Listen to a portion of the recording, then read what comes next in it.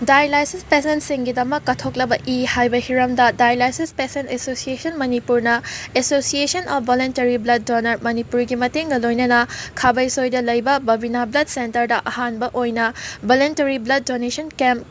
Tree Plantation Program ama pangthokre miyoi kunna lemna ipiduna amadi hospital asigi akoibada u chara thaduna pangthokiba thoram aduga mari leinana Dpam gi secretary Bovi Nauribam na haikibada ngasi mak hospital asida chronic kidney disease naraba miyoi chahungi mathakta dialysis chathaduna lairiba asida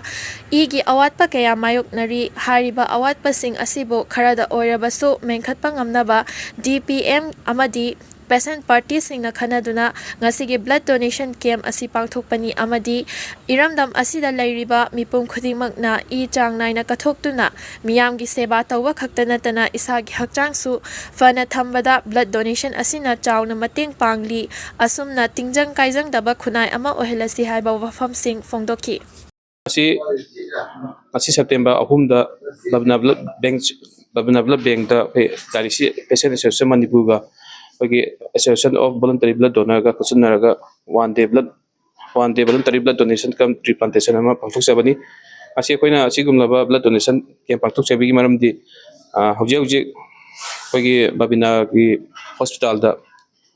chronic kidney disease naraga patient sahumgi mathakta dialysis story dialysis to by habisi koina ije mange bako dialysis to mangbu maram oiraga asagi patient jing da igi kapto yadabagi igi awaba asiki mati mayuk na ba hitare machida koina dialysis patient association Manipur ga koigi patient party koigi khanaraba matungda koigi ngasi siguma ngasi one day blood voluntary blood donation initiative pakasaba tasino harabada hauji Manipur gi oina koina blood ki requirements 100% da 100% gi manung da ongi koina voluntary koi blood donor na koina mati pangje ongi 30% neba adna 70% ji hauji pabi oina koi mekhatpa ngamdriba aduna hauji koi iramda chi leriba koi bi khodimakna anga ahan haiba leitana pi anga haiba leitana thopiraga koi gi kathokpa natna koi gi hasangju